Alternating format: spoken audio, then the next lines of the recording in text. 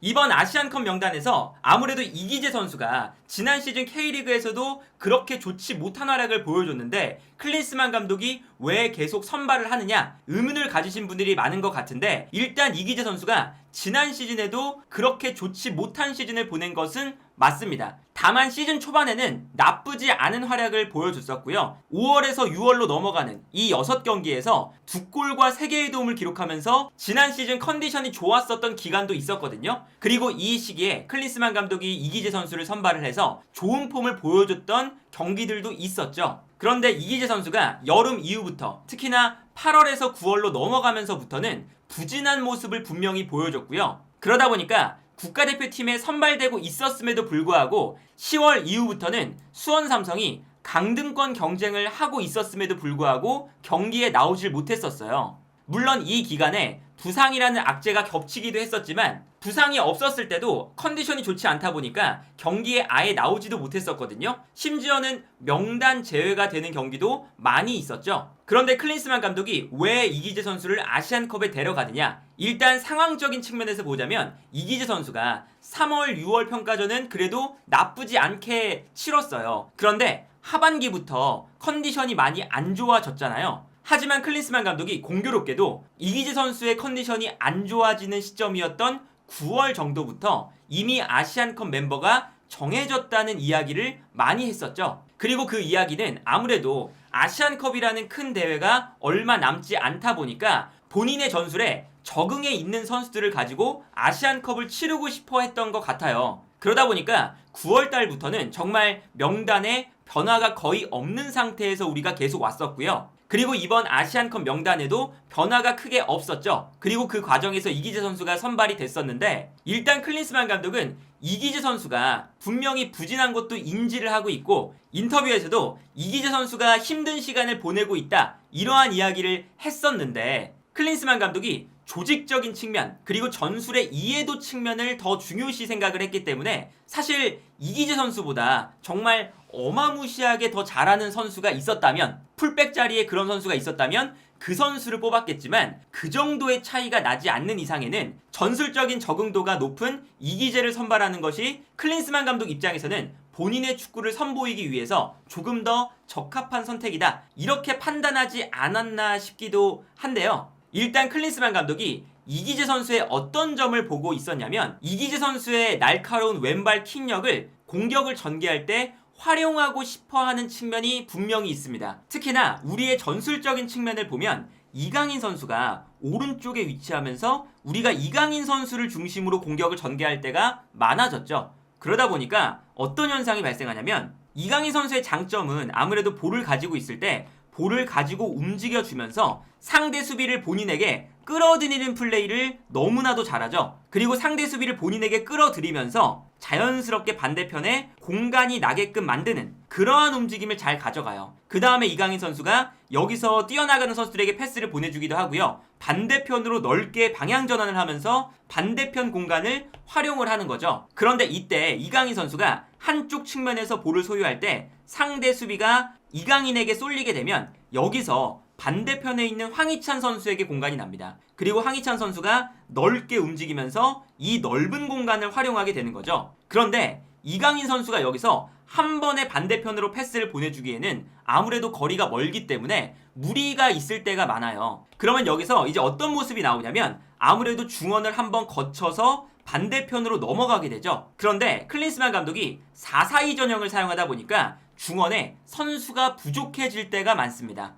그래서 중원 지역에서 연결고리 역할을 할 수 있는 선수가 순간적으로 부족한 장면들이 나오게 되는데, 이때 이기재 선수가 안쪽으로 들어오면서 살짝 가운데로 들어와 주는 거죠. 그러면 정우영을 중심으로 황인범과 이기재 3명의 미드필더 라인이 만들어지는 경우가 많거든요. 그러면 이때 아무래도 손흥민 선수가 볼을 받으러 내려오지 않아도 되고요. 그리고 여기서 볼이 오른쪽 측면에서 왼쪽으로 넘어올 때 이기재가 볼을 받아서 반대편에 있는 황희찬에게 패스를 연결해주는 이러한 전술적인 역할을 이기재가 수행할 수가 있는 거죠. 그래서 예를 들면 이제 이런 장면인 거죠. 오른쪽에서 이강인 선수가 볼을 잡고 있을 때 자연스럽게 상대 선수들이 한쪽 측면에 쏠리게 됩니다. 그리고 이때 이강인 선수가 반대편 공간이 열리니까 반대편으로 패스를 보내주게 되는데, 이때 한 번에 넘어오지 못하고 중원을 거쳐서 넘어와요. 그리고 그 순간 중원을 거쳐갈 때 자연스럽게 이기재 선수가 조금 더 올라오면서 이 가운데에서 볼을 받아주게 되죠. 그리고 여기서 이기재 선수가 볼을 받은 다음에 측면으로 뛰어나가는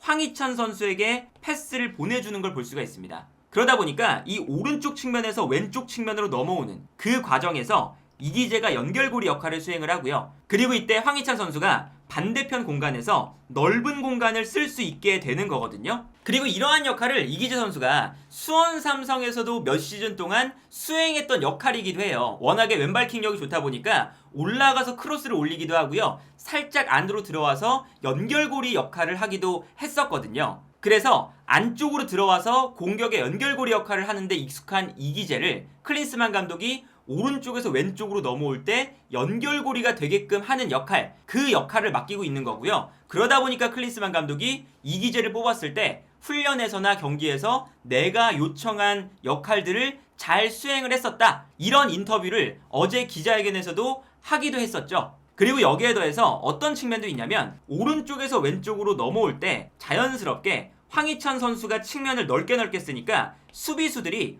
황희찬을 따라서 한 명 끌려 나갈 때가 있습니다. 그런데 황희찬을 향해서 끌려 나가면 자연스럽게 상대 중원에 있던 선수가 공간을 비우고 움직이게 되니까 이기재가 가운데로 들어갔을 때 왼쪽 하프 스페이스에서 플레이할 수 있게 되는 측면도 있어요. 그러다 보니까 오른쪽에서 왼쪽으로 넘어왔을 때 이기재 선수가 살짝 안쪽으로 들어와서 하프 스페이스 공간에서 볼을 받게 되고요. 여기서 이기재 선수가 볼을 받는 순간 반대편으로 침투해 들어가는 조규성 선수에게 크로스를 올려주는 이러한 패턴이 최근 국가대표팀 경기를 보면 꽤나 많이 나오거든요. 그리고 조규성 선수의 제공권은 워낙에 강력한 무기다 보니까 이기재가 하프 스페이스에서 올려주는 크로스, 조규성의 제공권, 이 패턴을 그래도 클린스만 감독이 어느 정도는 활용해 보고 싶어하는 측면도 있지 않나 싶어요. 이 장면을 보시면 오른쪽에서 이강인 선수가 볼을 잡고 역시나 상대 수비를 본인에게 끌어당기고 있죠. 그리고 상대 수비가 본인에게 충분히 끌어당겨졌을 때 반대편으로 패스를 넘겨주는데 이때 반대편에는 이기재 선수가 살짝 안쪽으로 들어와서 아까 말씀드렸던 왼쪽 하프 스페이스 지역에 위치하는 걸 볼 수가 있습니다. 그리고 이 지역에서 이기재 선수가 볼을 잡았을 때 여기서 볼을 잡고 안쪽으로 뛰어들어가는 선수에게 크로스를 보내주는 이러한 장면을 최근 국가대표팀 경기에서 많이들 보셨을 거거든요. 물론 이기재 선수가 9월달 이후에는 말씀드렸던 것처럼 왼발 킥 감각도 매우 좋지 않아졌기 때문에 저기서 크로스가 부정확하게 올라가는 빈도가 많아지기도 했었는데 어쨌든 클린스만 감독은 이러한 공격 패턴 속에서 이기재 선수의 킥 감각이 어느 정도만 돌아올 수 있다면 오른쪽에서 왼쪽으로 넘어갔을 때 이기재의 크로스 그리고 안쪽으로 침투해 들어가는 조규성이라던가 손흥민 등등 여러 선수에게 패스를 잘 공급해 줄 수 있는 선수가 이기재다 라고 생각을 하고 있는 것 같거든요. 그러다 보니까 비슷한 패턴이 우리 경기를 보면 많이 나와요. 이 장면도 보시면 오른쪽에서 역시나 이강인 선수가 안쪽으로 들어오면서 수비를 순간적으로 한쪽 측면에 몰아 세우고 있는 장면입니다. 그리고 여기서 이강인 선수가 안쪽으로 치고 들어가다가 순간적으로 반대편에 이기재 선수가 가운데로 들어오고 있죠. 그리고 그 공간으로 패스를 주고받으면서 이기재 선수에게 패스가 넘어가고요. 여기서 이기재 선수가 측면에서 볼을 잡았을 때 또다시 안쪽으로 뛰어들어가는 선수에게 패스를 공급할 수 있는 찬스가 나오는 거예요. 그리고 이 왼발 킥력의 마무리가 9월, 10월, 11월 평가전에는 분명히 좋지 않았었는데 클린스만 감독이 부임했었던 3월 그리고 6월 평가전에서는 좋은 마무리를 보여줄 때가 있었거든요. 예를 들면 이런 장면입니다. 측면 지역으로 한 선수가 나가고 있고 이기재 선수가 이 장면에서도 살짝 안쪽으로 들어오고 있습니다. 그 다음에 반대편 측면으로 패스가 넘어가는데 이때 볼을 잡자마자 상대 수비수 한 명이 끌려 나와요. 그리고 그 순간 이기재 선수가 안쪽으로 들어갔다가 수비가 끌려나가는 공간으로 침투에 들어가기 시작합니다. 그리고 이 공간으로 패스가 들어갔을 때 이기재 선수가 요 좋은 공간에서 자연스럽게 볼을 잡게 되잖아요. 그런데 이 좋은 찬스에서 분명히 컨디션이 좋았던 날에는 이기재 선수가 본인의 왼발 킥 감각을 활용해서 아주 좋은 패스를 뒤쪽으로 넘겨주게 됩니다. 그리고 이 패스가 뒤로 흘러 들어가면서 황인범 선수가 득점을 만들어내는 모습을 볼 수가 있었죠. 그러니까 이제 이기재 선수가 분명히 최근에 컨디션이 매우 좋지 않은 건 사실인데 어쨌든 클린스만 감독이 생각하는 전술적인 틀 안에는 이기재의 왼발 킥력을 활용하는 방안이 존재하고 있다